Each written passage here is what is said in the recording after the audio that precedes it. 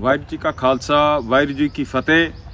9 ਤਰੀਕ ਨੂੰ ਸ਼ਹੀਦ ਊਧਮ ਸਿੰਘ ਹਾਲ ਅੰਮ੍ਰਿਤਸਰ ਵਿਖੇ ਜਿਹੜਾ ਆਪਾਂ ਨੇ ਸਮੂਹ ਸਿੱਖਾਂ ਨੂੰ ਸੱਦਾ ਦਿੱਤਾ ਹੈ, ਉੱਥੇ ਆ ਕੇ ਆਪਣੇ ਵਿਚਾਰ ਸਾਂਝੇ ਕਰਨ।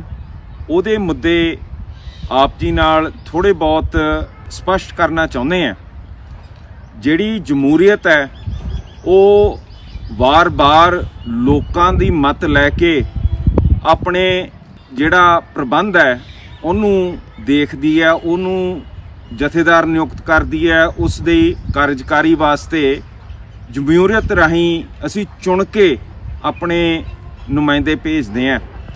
ਇਹ ਜਿਹੜਾ ਨਿਯਮ ਹੈ ਭਾਰਤ ਦੇ ਵਿੱਚ ਸਭ ਤੋਂ ਪਹਿਲਾਂ ਸਿੰਘ ਸਭਾ ਲਹਿਰ ਨੇ ਸਾਨੂੰ SGPC ਲਈ ਬਣਾ ਕੇ ਦਿੱਤਾ ਸੀ। ਜਿਹੜੀ ਅੱਜ ਜੇ ਤੁਸੀਂ ਦੇਖੋ ਉਹਨਾਂ ਦੇ ਚੋਣ ਸਿਰਫ 8 ਵਾਰੀ ਹੋਏ ਹੈ, ਜਦ ਕਿ ਪਾਰਲੀਮੈਂਟ ਵਿਧਾਨ ਸਭਾ ਜਿਹੜੇ ਇਸ ਤੋਂ ਬਾਅਦ ਸਥਾਪਿਤ ਹੋਏ ਹੈ ਉਹ ਅੱਜ ਪੰਜਾਬ ਦਾ 14ਵਾਂ ਵਿਧਾਨ ਸਭਾ ਬਣਿਆ ਹੈਗਾ ਔਰ ਭਾਰਤ ਦੀ 18ਵੀਂ ਜਿਹੜੀ ਲੋਕ ਸਭਾ ਚੱਲਦੀ ਹੈ। ਇਹ ਇੱਕ ਬਹੁਤ ਸ਼ਰਮ ਦੀ ਗੱਲ ਹੈ ਕਿ ਆਪਣੀ ਕੌਮ ਨੇ ਆਪਣੇ ਗੁਰੂ ਤੋਂ ਵਾਂਝੇ ਹੋ ਕੇ ਆਪਣੀ ਕਾਰਜਕਾਰੀ ਇਹੋ ਜਿਹੇ ਪਰਿਵਾਰ ਦੇ ਵਿੱਚ ਦੇਤੀ ਹੈ ਜਿਨੇ 328 ਸਰੂਪ ਸਾਡੇ ਗੁਰੂ ਘਰ ਤੋਂ ਰਫਾ ਦਫਾ ਕਰਤੇ, ਬਰਗਾੜੀ ਹੋ ਲਿਆ, ਉੱਥੇ ਗੋਲੀਆਂ ਚਲਾਤੀਆਂ, ਗੁਰੂ ਸਾਹਿਬ ਦੀ ਬੇਅਦਬੀ ਹੋਈ ਹੈ, ਉਹਦੇ ਤੇ ਕੋਈ ਕਾਰਜਕਾਰੀ ਨਹੀਂ ਕੀਤੀ। ਹਾਈ ਕੋਰਟ ਸਾਡੀ ਕੋਈ ਸੁਣਵਾਈ ਨਹੀਂ ਕਰਦੇ ਹੈਗੇ ਔਰ ਭਾਰਤ ਦੇਸ਼ ਸਾਡੀ ਜਮਹੂਰੀਅਤ ਨੂੰ ਬਿਲਕੁਲ ਭੰਗ ਕਰਕੇ ਖ਼ਤਮ ਕਰਕੇ ਅੱਜ 11-11 12-12 ਸਾਲਾਂ ਦੇ ਸਾਡੇ ਗੁਰੂ ਘਰ ਦੇ ਚੋਣ ਨਹੀਂ ਹੋਏ। ਹੁਣ ਜਿਹੜੀ ਆਪਾਂ 9 ਤਰੀਕ ਨੂੰ ਉੱਥੇ ਇਕੱਠ ਕਰ ਰਹੇ ਹਾਂ ਉਹਦੇ ਵਿੱਚ ਅਸੀਂ ਜਿਹੜਾ ਸੁਝਾਅ ਦੇਣਾ ਚਾਹੁੰਦੇ ਹਾਂ ਉਹ ਇਹ ਹੈ ਕਿ ਆਪਾਂ ਆਪਣੇ ਜਿਹੜਾ ਇਲੈਕਸ਼ਨ ਹੈ SGPC ਦੇ ਹੱਥ ਵਿੱਚ ਲਈਏ। ਇਹ ਹੋਮ ਮਿਨਿਸਟਰੀ, ਪੰਜਾਬ ਸਰਕਾਰ, ਹਰਿਆਣਾ ਸਰਕਾਰ, ਹਿਮਾਚਲ ਸਰਕਾਰ, ਚੰਡੀਗੜ੍ਹ ਸਰਕਾਰ ਨੂੰ ਰਲਾ ਕੇ ਇਹ ਕੰਮ ਇਹ ਕਦੀ ਸਿਰੇ ਲਾਉਂਦੇ ਹੀ ਨਹੀਂ ਹੈਗੇ। ਹੁਣ ਮੈਨੂੰ ਦੱਸੋ, ਜਿਹੜੇ ਗੁਰੂ ਸਾਹਿਬ ਨੇ ਆਪਣੀ ਸੰਗਤ ਨੂੰ ਐਡਾ ਵੱਡਾ ਖਿਤਾਬ ਦਿੱਤਾ ਹੈ ਕਿ ਤੁਸੀਂ 21 ਵਿਸਵੇ ਹੋ, ਸੰਗਤ 21 ਵਿਸਵੇ ਤੇ ਗੁਰੂ ਸਾਹਿਬ 20 ਵਿਸਵੇ, ਉਹਨਾਂ ਦੀ ਕਾਰਜਕਾਰੀ 'ਚ ਜੇ ਆਪਾਂ ਜਮਹੂਰੀਅਤ ਨਹੀਂ ਰੱਖਦੇ ਫਿਰ ਆਪਾਂ ਗੁਰੂ ਸਾਹਿਬ ਦੀ ਸੰਭਾਲ ਕਿਵੇਂ ਕਰਾਂਗੇ? ਤੇ ਹੋ ਵੀ ਨਹੀਂ ਰਹੀ। 328 ਸਰੂਪ ਗਾਇਬ ਹੋ ਗਏ, ਗੰਦੀਆਂ ਨਾਲੀਆਂ 'ਚ ਗੁਰੂ ਸਾਹਿਬ ਦੇ ਅੰਗ ਪਾੜ ਕੇ ਸਾੜ ਕੇ ਸੁੱਟੇ ਗਏ ਹੈ ਤੇ ਸਾਡੇ ਤੋਂ ਕੁਝ ਹੋਇਆ ਹੀ ਨਹੀਂ ਹੈਗਾ। ਅਸੀਂ ਅਮਨ ਪਸੰਦ ਤਰੀਕੇ ਨਾਲ, ਜਮਹੂਰੀਅਤ ਪਸੰਦ ਤਰੀਕੇ ਨਾਲ, ਅਸੀਂ ਕਾਨੂੰਨ ਪਸੰਦ ਤਰੀਕੇ ਨਾਲ ਤੁਰਨਾ ਚਾਹੁੰਦੇ ਹਾਂ, ਪਰ ਬਾਰ-ਬਾਰ ਇਹੋ ਜਿਹੇ ਹਾਦਸੇ ਬੀਤ ਰਹੇ ਹੈ ਕਿ ਸਾਨੂੰ ਪੁੱਛਣਾ ਪੈਂਦਾ ਆਪਣੇ ਆਪ ਨੂੰ ਕਿ ਆਪਾਂ ਅੱਗੇ ਕਿਵੇਂ ਤੁਰੀਏ। ਸਾਧ ਸੰਗਤ ਜੀ, ਜਿਹੜਾ ਇਹ ਆਪਾਂ 9 ਤਰੀਕ ਨੂੰ ਇਕੱਠ ਰੱਖ ਰਹੇ ਹਾਂ ਉਹਦੇ ਵਿੱਚ ਹਰੇਕ ਵਿਦਵਾਨ ਨੂੰ ਬੇਨਤੀ ਹੈ ਕਿ ਆਪਾਂ ਆਪਣੇ ਵਾਸਤੇ, ਆਪਣੀ ਕੌਮ ਵਾਸਤੇ ਇੱਕ ਸਰਬੱਤ ਖਾਲਸਾ 15 ਸਤੰਬਰ ਨੂੰ ਸੱਦ ਕੇ ਉੱਥੇ ਘੱਟੋ ਘੱਟ ਇੱਕ ਇਲੈਕਸ਼ਨ ਦਾ ਜਥੇਦਾਰ ਨਿਯੁਕਤ ਕਰ ਦਈਏ। ਹੁਣ ਜਿਹੜਾ ਇਲੈਕਸ਼ਨ ਦਾ ਕੰਮ ਹੈ ਉਹ ਹੋਮ ਮਿਨਿਸਟਰੀ ਭਾਰਤ ਦੀ ਕਰਦੀ ਹੈ। ਉਹ ਜਦ ਵੀ ਸਿੱਖਾਂ ਦੇ ਨਾਲ ਕੋਈ ਮੁੱਦਾ ਹੁੰਦਾ ਹੈ, ਕੋਈ ਉਹਨਾਂ ਦਾ ਕੰਮ ਹੁੰਦਾ ਹੈ, ਉਸ ਨੂੰ ਰਫਾ ਦਫਾ ਕਰ ਦਿੰਦੀ ਹੈ। ਸਾਡੇ ਚੋਣ ਕਰਾਉਂਦੀ ਹੋਈ ਨਹੀਂ, ਉਹਦੇ ਤੇ ਸਹਿਮਤ ਨਹੀਂ ਹੁੰਦੀ। ਕਦੀ ਕਹਿ ਦਿੰਦੇ ਆ ਕਿ ਸੁਪਰੀਮ ਕੋਰਟ ਨੇ ਕਹਿਤਾ, ਕਦੀ ਕਹਿ ਦਿੰਦੇ ਆ ਕਿ ਸਟੇਟ ਨਹੀਂ ਮੰਨਦਾ, ਕਦੀ ਕਹਿ ਦਿੰਦੇ ਆ ਕਿ ਕੋਈ ਹੋਰ ਮੁੱਦਾ ਉੱਠਿਆ ਹੋਇਆ ਹੈਗਾ ਤੇ ਸਾਡੀ ਇਲੈਕਸ਼ਨ ਲੰਬੀ ਪਾਈ ਜਾਂਦੇ ਹੈਗੇ ਆ। ਜਿੰਨੀ ਦੇਰ ਅਸੀਂ ਆਪਣੇ SGPC ਦੇ ਵਿੱਚ ਇੱਕ ਇਲੈਕਸ਼ਨ ਕਮਿਸ਼ਨ ਨਹੀਂ ਸਥਾਪਿਤ ਕਰਦੇ, ਜਿੰਨੀ ਦੇਰ ਆਪਾਂ ਆਪ ਬਤੌਰ ਕੌਮ ਪ੍ਰਣ ਨਹੀਂ ਕਰਦੇ ਕਿ 5 ਸਾਲ ਦਾ ਮਤਲਬ 5 ਸਾਲ ਹੈ, ਉਸ ਤੋਂ ਵੱਧ ਤੁਸੀਂ ਨਹੀਂ ਚਲਾ ਸਕਦੇ, ਉਨੀ ਦੇਰ ਹੋਰਾਂ ਨੇ ਇਹ ਸਾਨੂੰ ਹੱਕ ਕਦੀ ਨਹੀਂ ਦੇਣਾ ਹੈਗਾ। ਸੋ ਜਿਹੜੀ 9 ਤਰੀਕ ਨੂੰ ਆਪਣੀ ਮੀਟਿੰਗ ਹੈ ਉਹਦੇ ਵਿੱਚ ਮੈਂ ਤਾਂ ਇਹੀ ਬੇਨਤੀ ਕਰਨਾ ਚਾਹੁੰਦਾ ਕਿ ਆਪਾਂ 15 ਸਤੰਬਰ 18 ਸਤੰਬਰ ਨੂੰ ਤਕਰੀਬਨ 12 ਸਾਲ ਹੋ ਜਾਣੇ ਆ ਬਿਨਾਂ ਚੋਣ ਤੋਂ।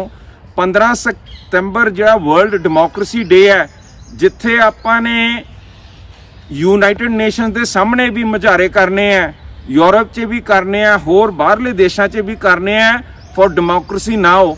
ਆਪਾਂ ਘੱਟੋ ਘੱਟ ਇੱਥੇ ਆਪਣੇ 15 ਸਤੰਬਰ ਨੂੰ ਸਾਰੇ ਇਕੱਠੇ ਹੋ ਕੇ ਇੱਕ ਸਰਬੱਤ ਖਾਲਸਾ ਸਿਰਫ ਤੇ ਸਿਰਫ ਇੱਕ ਮੁੱਦੇ ਤੇ ਕਿ ਸਾਨੂੰ ਇਲੈਕਸ਼ਨ ਆਪਣੇ ਹੱਥ 'ਚ SGPC 'ਚ ਲੈਣੀ ਚਾਹੀਦੀ ਹੈ। ਇਸ ਮੁੱਦੇ ਤੇ ਸਰਬੱਤ ਖਾਲਸਾ ਆਪਾਂ ਬੁਲਾ ਲਈਏ, ਇਸ ਮੁੱਦੇ ਨੂੰ ਕਬੂਲ ਕਰੀਏ, ਮੰਨੀਏ। ਜੇ ਉਸ ਤੋਂ ਅੱਗੇ ਕੰਮ ਕਰਨਾ ਹੈ ਤਾਂ ਆਪਾਂ ਨੂੰ ਕੋਈ ਸਿਆਣਾ ਜਿਹੜਾ IT ਜਾਣਦਾ ਹੋਏ, ਅੱਜ ਆਪਾਂ ਨੇ ਚੋਣ ਵਿਧਾਨ ਸਭਾ ਦੇ ਮਸ਼ੀਨ ਦੇ ਬਟਨ ਦਬਾ ਕੇ ਉਹ ਮੰਨ ਲੇ, ਕਬੂਲ ਕਰ ਲੇ, ਚਾਹੇ ਜਿੰਨਾ ਮਰਜ਼ੀ ਅਸੀਂ EVM ਬਾਰੇ ਰੌਲਾ ਪਾਈਏ, ਪਰ ਅੱਜ ਅਸੀਂ ਕੋਈ ਨਹੀਂ ਕਹਿੰਦੇ ਕਿ ਇਹ ਸਰਕਾਰ ਪੰਜਾਬ ਦੇ ਵਿੱਚ EVM ਰਾਹੀਂ ਆਪ ਦੀ ਬਣੀ ਹੈ। ਸਾਰੇ ਕਹਿੰਦੇ ਆ ਕਿ ਜਾਇਜ਼ ਹੈ, ਪਰ ਆਪਣੇ ਕੋਲੇ ਵੀ ਫੋਨ ਹੈਗੇ ਸਾਰਿਆਂ ਕੋਲੇ, ਤੇ ਅਸੀਂ ਇਹਨਾਂ ਫੋਨਾਂ ਦੇ ਉੱਤੇ ਕੋਈ ਨਾ ਕੋਈ ਆਪਣਾ ਇੱਕ ਇਲੈਕਸ਼ਨ ਦਾ ਐਪ ਖੜਾ ਕਰ ਲਈਏ। ਐਪ ਇਲੈਕਸ਼ਨ ਰਾਹੀਂ, ਹੁਣ ਤੁਸੀਂ ਦੇਖੋ ਫੇਸਬੁੱਕ ਤੇ ਵੀ ਆਪਾਂ ਲਾਈਕ ਡਿਸਲਾਈਕ ਕਰਦੇ ਆਂ, ਜੇ ਆਪਾਂ ਇੱਕ ਕੌਮੀ ਐਪ ਬਣਾ ਲਈਏ ਜਿਹਦੇ ਰਾਹੀਂ ਆਪਾਂ ਇਲੈਕਸ਼ਨ ਕਰ ਲਈਏ, ਜਿਹਦੇ ਵਿੱਚ ਅਸੀਂ ਆਪਦਾ ਮਤਦਾਨ ਕਰ ਸਕੀਏ, ਇਹਦੇ 'ਚ ਘਾਟਾਂ ਬਹੁਤ ਹੈ। ਇਹਦੇ ਵਿੱਚ ਹੋ ਸਕਦਾ ਹੈ ਕਿ ਜੇ ਆਪਾਂ ਬਲੌਕਚੇਨ ਕਰਕੇ ਇਹਦੀ ਸਿਕਿਉਰਿਟੀ ਬਣਾ ਦਈਏ ਤਾਂ ਉਹਦੀ ਜਿਹੜੀ ਸਲਿੱਪ ਆਉਂਦੀ ਹੈਗੀ ਆ ਕਨਫਰਮੇਸ਼ਨ ਦੀ, ਉਹ ਕੋਈ ਮਿਸਯੂਜ਼ ਕਰ ਸਕਦਾ, ਕੋਈ ਪ੍ਰੂਫ ਮੰਗ ਸਕਦਾ ਕਿ ਮੈਨੂੰ ਦਿਖਾ। ਇਹੋ ਜਿਹੇ ਹਰੇਕ ਸਿਸਟਮ 'ਚ ਪ੍ਰੋਬਲਮ ਆਉਂਦੇ ਆ। ਜਦ ਪਰਚੀਆਂ ਨਾਲ ਆਪਾਂ ਇਲੈਕਸ਼ਨ ਕਰਦੇ ਸੀ ਉਦੋਂ ਬੂਥ ਕੈਪਚਰਿੰਗ ਹੋ ਜਾਂਦੀ ਸੀਗੀ, ਉਹਦੇ ਵਿੱਚ ਨਜਾਇਜ਼ ਕਾਊਂਟਿੰਗ ਹੋ ਜਾਂਦੀ ਸੀ, ਧੱਕੇ ਮੁੱਕੇ ਹੁੰਦੇ ਸੀਗੇ। EVM ਤੇ ਪ੍ਰਸ਼ਨ ਚਿੰਨ੍ਹ ਲੱਗੇ ਹੋਏ ਆ ਕਿ ਉਹ ਗਲਤ ਹੁੰਦੀ ਹੈ, ਨਹੀਂ ਹੁੰਦੀ।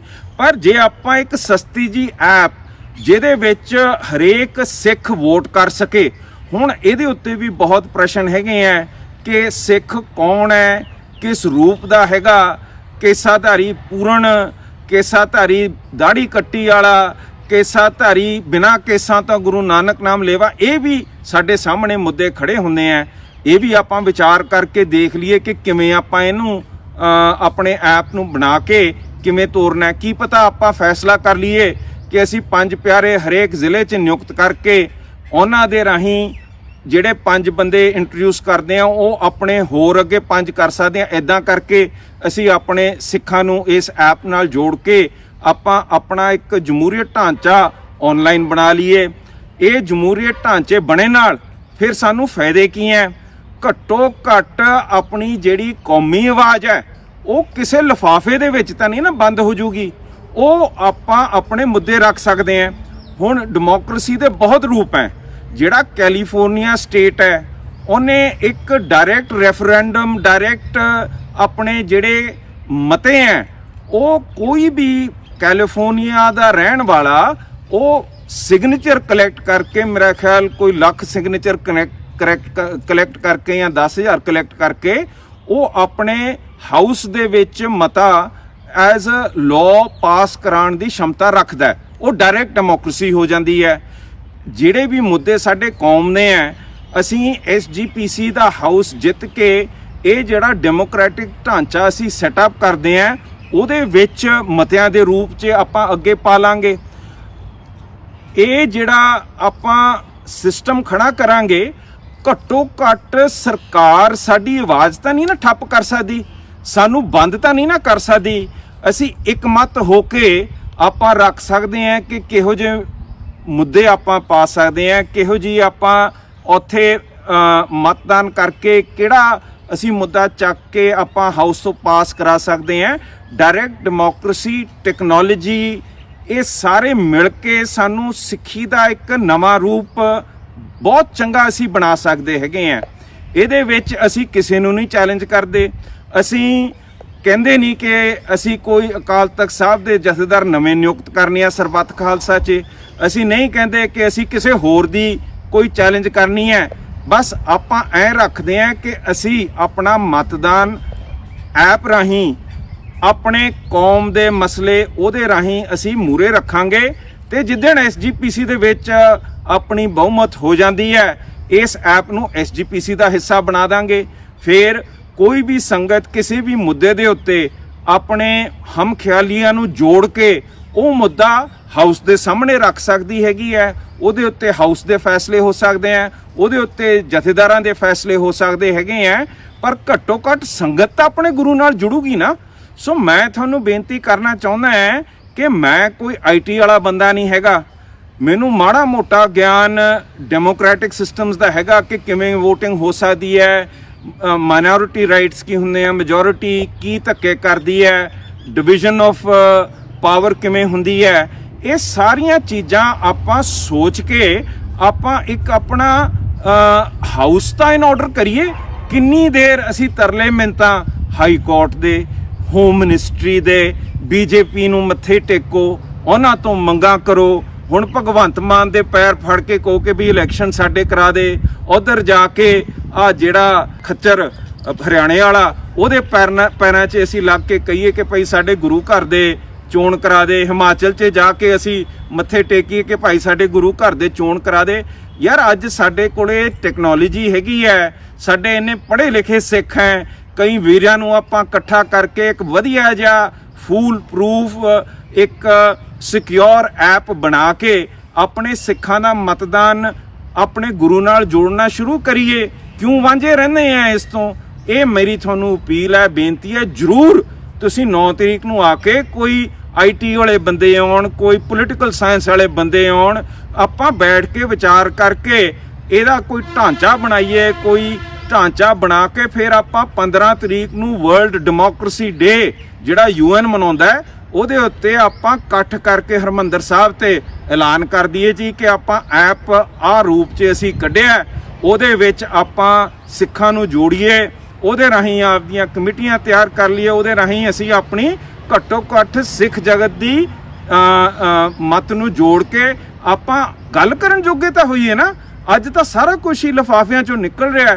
ਸੋ ਆਪਾਂ ਨੂੰ ਉਹ ਸਿੰਘ ਸਭਾ ਲਹਿਰ ਦੀ ਸੋਚ ਅਪਣਾਉਣੀ ਪੈਣੀ ਹੈ, ਜਿਨ੍ਹਾਂ ਨੇ ਖੜ ਕੇ ਗੋਲੀਆਂ ਦਾ ਸਾਹਮਣਾ ਕਰਕੇ ਨਨਕਾਣਾ ਸਾਹਿਬ ਤੋਂ ਲੈ ਕੇ ਚਾਬੀਆਂ ਦੇ ਮੋਰਚੇ ਤਾਈਂ ਸਾਨੂੰ ਇਹ ਇੱਕ ਸੰਸਥਾ ਬਣਾ ਕੇ ਦਿੱਤੀ ਸੀ, ਜਿਹੜੀ ਸਰਕਾਰ ਨੇ ਇੱਕ ਹਮਲੇ ਕਰਕੇ 84 'ਚ ਇੱਕ ਇਲੈਕਸ਼ਨ ਨਾ ਕਰਾ ਕੇ ਬਿਲਕੁਲ ਖਤਮ ਕਰਤੀ ਹੈ, ਖੁਰਦ-ਬੁਰਦ ਕਰਤੀ ਹੈ।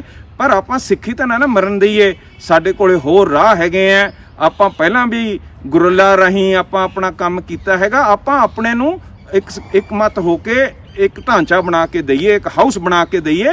ਅੱਗੇ ਫਿਰ ਹੋਰ ਇਹਦੇ ਉੱਤੇ ਆਪਾਂ ਡਿਵੈਲਪ ਕਰਾਂਗੇ। ਮੈਨੂੰ ਹਰੇਕ ਚੀਜ਼ ਦਾ ਮੇਰੇ ਕੋਲੇ ਜਵਾਬ ਨਹੀਂ ਹੈਗਾ। ਮੈਂ ਤਾਂ ਭਾਲਦਾ ਕੋਈ ਸਿੰਘ ਨਾਲ ਜਿਹੜੇ ਬੈਠ ਕੇ ਇਸ ਗੱਲ ਨੂੰ ਮਜ਼ਬੂਤੀ ਕਰਨ। ਮੇਰੇ ਤੋਂ ਜ਼ਿਆਦਾ ਗਿਆਨੀ, ਮੇਰੇ ਤੋਂ ਜ਼ਿਆਦਾ ਨੌਲੇਜ ਵਾਲੇ ਕਿਵੇਂ ਆਪਾਂ ਇਸ ਨੂੰ ਡਿਵੈਲਪ ਕਰ ਸਕਦੇ ਹਾਂ, ਇਹਨੂੰ ਬਣਾ ਦਈਏ। ਪਰ ਇੱਕ ਗੱਲ ਮੈਂ ਜ਼ਰੂਰ ਕਹੂੰਗਾ ਕਿ ਤੁਸੀਂ ਘਬਰਾਓ ਨਾ, ਆਪਾਂ ਇਹ ਕੰਮ ਕਰੀਏ।